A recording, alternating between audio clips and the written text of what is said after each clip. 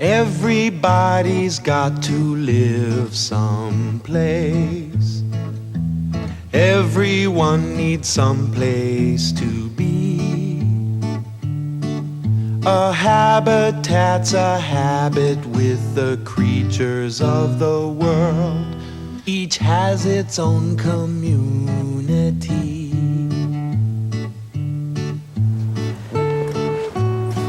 Hi, I'm Jim. Today my friends and I are visiting another interesting habitat. And this habitat is one that you're all very familiar with. In fact, it's the place where you probably feel the most at home. The habitat we're visiting today is our own city. Okay, now you all know what a habitat is, right? Yeah. Sure. It's a place where lots of different organisms live. That's right. And what kind of organisms live in a city? People? Okay, but that's not all. What else? Well, lots of different organisms live in a city. Like cats and dogs? Well, there are lots of them, but there are lots of other organisms too. So we're going to take a look around the city and find out what kind of organisms live in it and how they live there. Because let's face it, the city was really built for people. And as we go through different parts of the city, we'll talk about what you see and what you hear and even what you smell. Okay, let's go. We're going to start in the center of town where all the businesses are.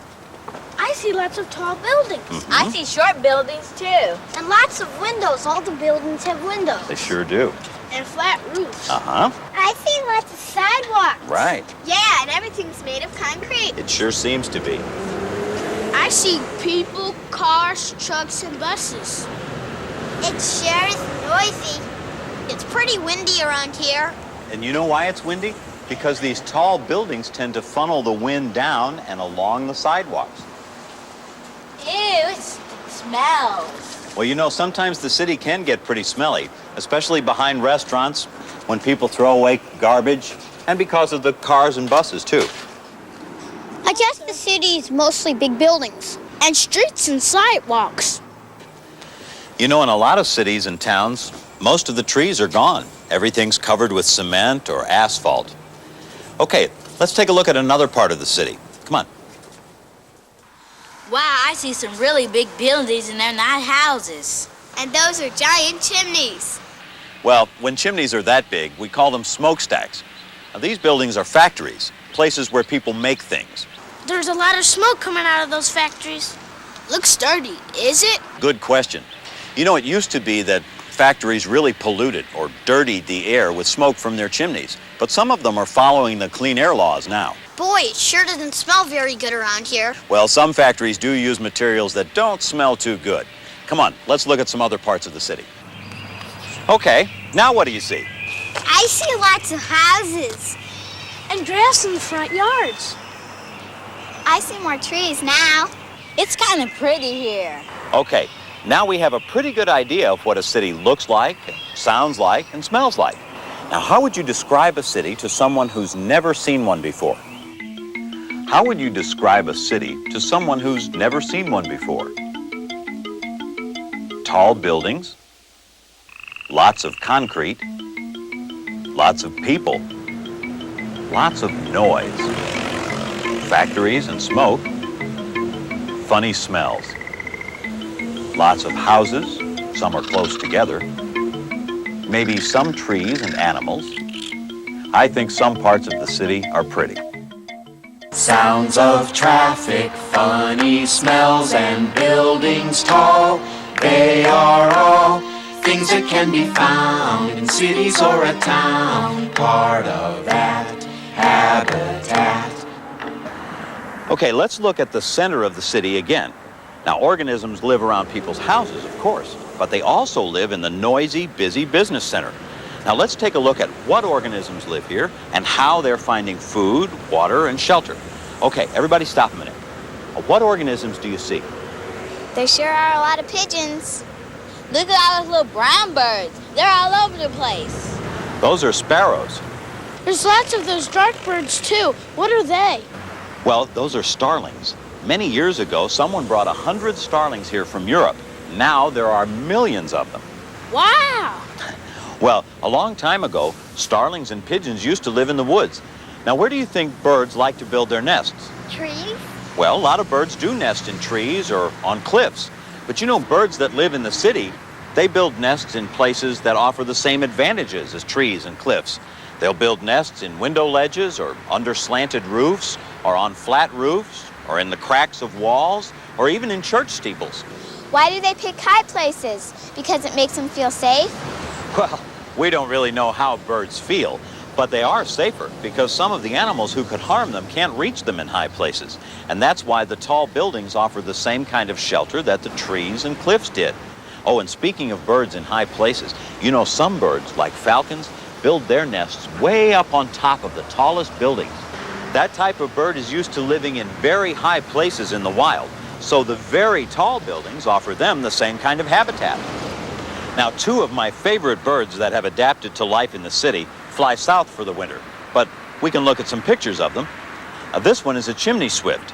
In the wild, they nest on cliffs or in hollow trees, but in the city, you guessed it, they nest in chimneys. Now, they'll all go to their nests, usually right at sunset, and it's a remarkable sight because what they'll do is they'll circle and circle the chimney and then just drop right in, one after the other, sometimes 100 or more in one chimney. Wow. Now, here's another kind of bird that's adapted to life in the city. This is a nighthawk. They usually nest on flat-top buildings. Now, here's an interesting shelter. Shelter? It's just an old bridge. Yep, it's an old bridge, all right, and underneath it stays kind of dark and cool all day long. Now, can you think of another shelter that's dark and cool? Well, maybe a cave. That's right.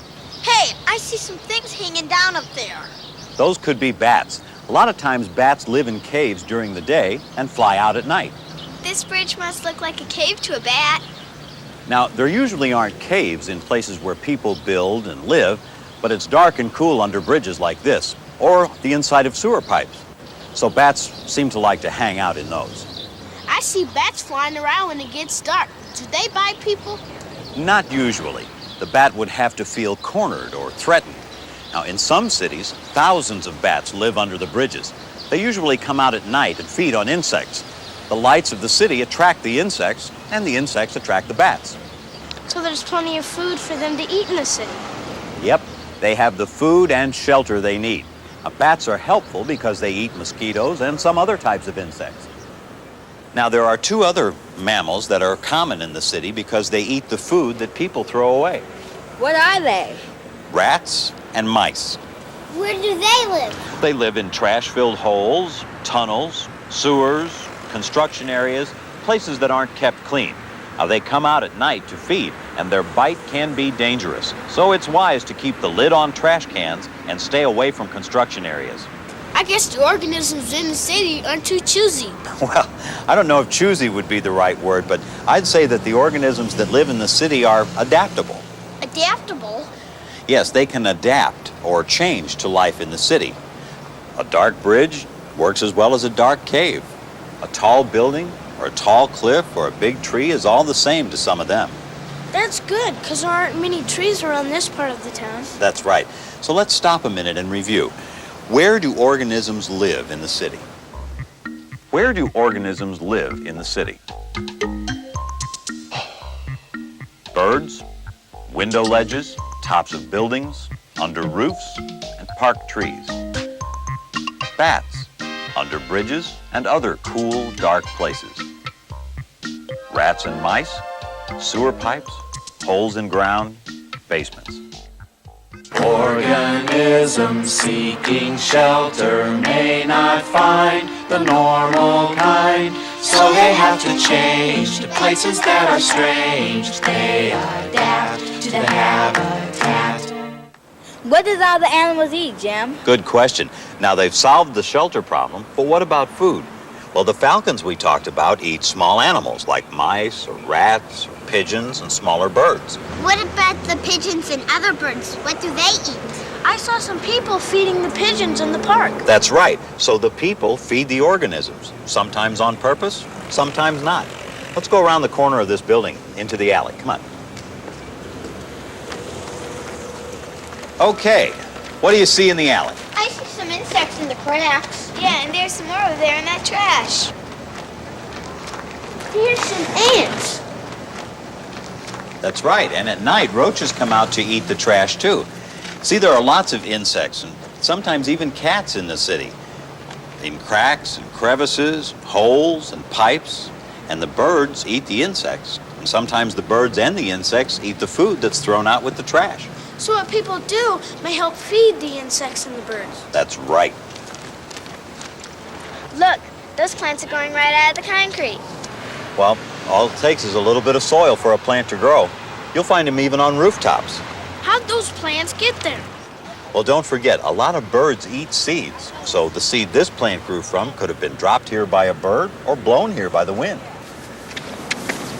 Here's a pretty tree right in the middle of downtown. That's right. And you'll find all different kinds of plants in the city. Now, these were planted in the downtown business area. Sometimes people put plants in their yards or in front of their homes, and they do that to make it look nice. But also, plants make a very good habitat for birds and insects and other organisms. It's a food chain. The insects eat the plants. And the birds eat the insects. What do the animals drink, Jim? I bet they drink the water from the puddles. You're right. Rainwater will collect in puddles on the street or on rooftops or in drains or other places. And sometimes there are dripping faucets or fountains in the city. And the organisms that live in the city adapt. They change their behavior to eat the food and drink the water that they can find. Yeah, they're not too choosy. Right. They use whatever they can find. So let's answer the question. What do the organisms in the city eat and drink? What do the organisms in the city eat and drink? Small animals like mice and rats and small birds, insects and plants and seeds, food thrown away by people, water from puddles, fountains, and faucets. Insects, plants, or food that people throw away every day. Not their normal diet, but organisms try it. They adapt to the habitat. Hey, here's the park.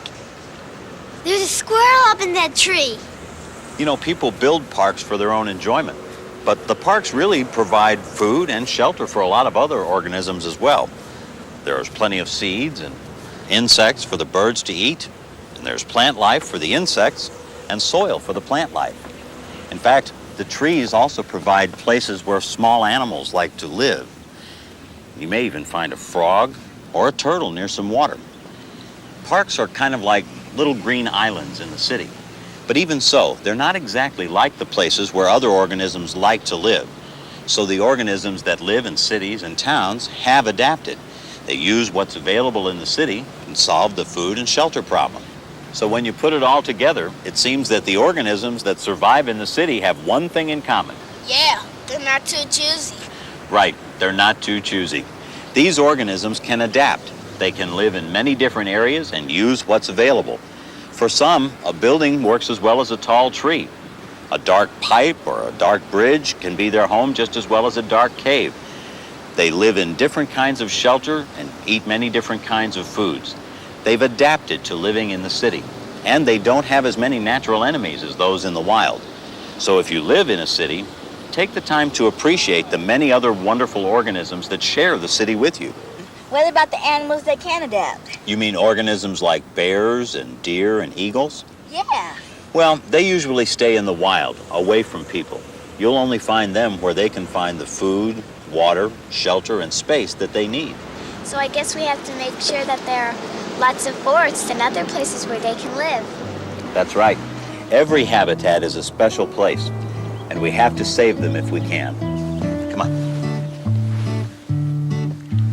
Everybody's got to live someplace. Everyone needs someplace to be. A habitat's a habit with the creatures of the world. Each has its own community.